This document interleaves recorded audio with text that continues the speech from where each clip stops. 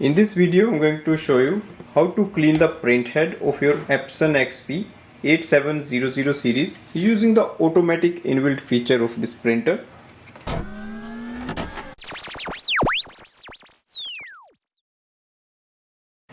Go to the printer control panel.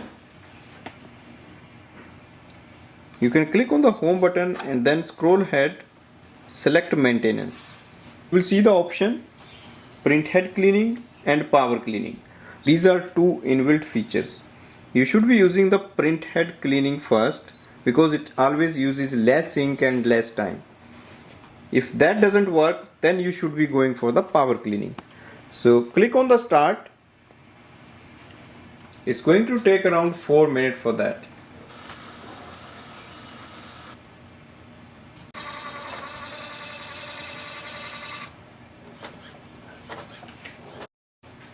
So printer will print the nozzle check sheet and it will display which ink is working and which is not.